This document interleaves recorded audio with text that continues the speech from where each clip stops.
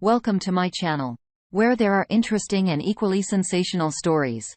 Listen to today's story. I'm a man of my 30s and was with my now ex-wife for 15 years, and we have 3 young kids.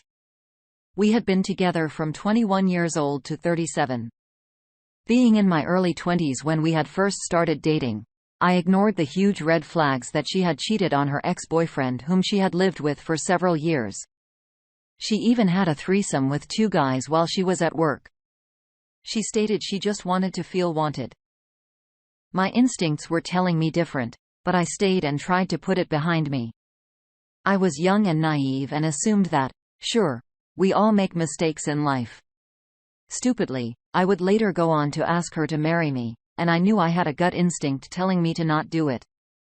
After about 3 years of being married in which I thought things were going fine, and we had had our first baby, things all started to change that winter of 2009.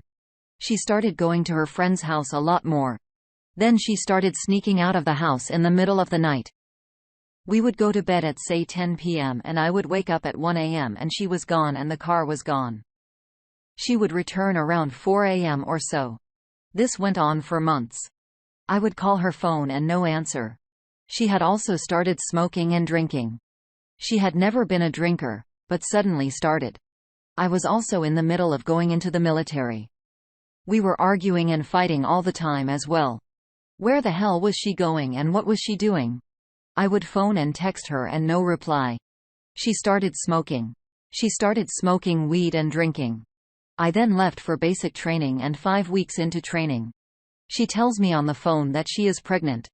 We had barely been touching each other. I've carried this deep feeling ever since that my daughter is not mine. My boys are spitting images of me, but not her. Something has always just felt off. She lied and talked me into thinking she is mine. Telling me I'm forgetting about the sexual occasions we had before. I know now that's gaslighting. I needed to focus on the training. And when I had gone home on leave, she was acting normal again and acting all loving, wife, and picked me up from the airport. During that leave, her female friend was looking after her son, and my soon-to-be ex-wife got a text from her friend's boyfriend stating, "Come get your baby. I will expose your lover." My ex-wife had a story for everything yet. I fell yet again for it. I knew deep down there probably was a lover. I never did find out, and after I left the military for medical reasons, we moved to a new area far away and life went on. For years, I've been terrified of a paternity test as it would crush me, and I'm so scared of destroying my little girl. However, I'm doing a paternity test this year. The person we believe she was cheating with was an unemployed alcoholic with bipolar who lived with his mother in a trailer park. Stay classy. Her story has also changed when I was coming home from the army when she said he had tried to kiss her. Nothing ever added up. She swears blind to this day that she never cheated, but going by what was to come, it is pretty clear she was indeed cheating. Fast forward to 2020, and this is when everything fell apart on a major scale. At the start of lockdown virus in early April, she started acting weird. She started hiding her phone. Normally, we went to bed and it was face up beside the bed. Now, it was face down and on silent. She also changed the passcode. Her attitude changed on a level one never knew she was capable of being. She started screaming at me over minor issues. I would walk past her on the sofa, and she would scream that I was giving her dirty looks. She kept shouting at me that I never loved her, and I wanted a doormat. Everything I did was criticized. She was constantly angry and picked fights over everything. She then suddenly wanted to start going for walks on her own, which she had never done in 15 years. She has always had a turbulent relationship with her sister and a year previous had wanted to ghost her from her life altogether. She started taking the kids with her to stay at her sister's every single weekend. The kids say she never left the house, but I think the possibility is she was going out when they were in bed, or she was lying about going to the store. Change passwords on all her social media, suddenly hit her friends list on Facebook, started drinking and hiding bottles of vodka around the house. Her phone was now glued to her, always in her pocket. Even if she went to the bathroom, it was in her pocket. One Saturday night, she got so drunk, She used the kitchen floor as a toilet. She then passed out and her phone kept lighting up at 2 a.m. I got into it via her fingerprint, and that's when my whole world collapsed. She to this day does not even know half of what I found. I found she was sexting nearly 20 men via WhatsApp and Snapchat on a daily basis and storing their names under female names. She was making videos of touching herself at 6 a.m. when we were all sleeping and sending the videos and photos to them all. I caught her asking for men on Snapchat when they would be in the area to hook up. One of them ended a message saying, "Now you can go home and finish yourself off." I will assume she met him in his car. She kept cheating with one guy in particular, and despite being caught several times, she kept doing it. I went straight away to file for divorce the next day after discovery. She stated she had deleted her Snapchat and removed these men from her phone. I did once again gain access to her phone and found she had set up a new Snapchat under her maiden name and only had him added to it. A few days later, I left a GoPro camera hidden in the kitchen, recording, and caught her on camera taking her shirt down and taking sexual photos of herself, whilst the kids were 15 feet away in the other room. Not even 72 hours after lying straight to my face that there was no him and she was not cheating, I caught her red-handed. Then one Sunday evening, maybe a month later, I was informed she was on Tinder. I had a look and there she was, and stating she had a boyfriend who wanted to watch her sleep with other men in front of him. She went into sad sausage face when I confronted her and showed her the screenshots of her profile. Of course, she said it was not her and just somebody being malicious. This person even managed to spell certain words exact way she does. Her other excuse to how it was not her was that they did not use her full name. Think of using Phil instead of Fill Up. Plus, Tinder also shows distance and this profile is within half-mile of our house. I said, we should phone the police then and have it investigated. She stated she had bigger things to worry about, like our marriage, than to worry about a stupid fake profile. Within 20 minutes of the Tinder profile being found out, it had been deleted or set to hidden. I had friends check also, and it was gone. Surely a catfisher malicious person would have had zero idea that I had found the profile. I informed and showed my solicitors and they asked how stupid does she think we are, about like the time where I've seen hickeys all over her right bosom, and she claimed it was from our child climbing over her. 3 young kids under the age of 11, and never once in those 11 years had any such bruising happened. She came home one afternoon and seen bruising on my right shoulder that looked like hickeys, and she went ballistic and started screaming and throwing things at me. She does not do irony. Things then got really bad, and I was arrested for suspicion of assaulting her, and this got social services involved, who then removed us from being together. Just too much to post all at once. Slowly trying to fit the puzzle together, but I know I won't, and what I've discovered is the tip of the iceberg. The suspicion of common assault was dropped by the police as there was no evidence and no witnesses. It was her friend who phoned the police that night, and my solicitors believe I was set up based on the evidence and the situation I was going through. My kids were interviewed twice by social services, but they stated that there was no concerns at all towards child safety and that I was clearly a decent father and the kids deeply loved me. They merely wanted my ex-wife and I apart, and they declared I was not allowed to remain in the family home. She had then gone from ignoring me to messaging me about how much she ruined everything and how she had never stopped loving me and wishes she could go back so none of this had happened. Then she rages to screaming at me, accusing me of having girlfriends, and she screams that they are whores. I'm not had any girlfriends nor cheated. She used to assault me.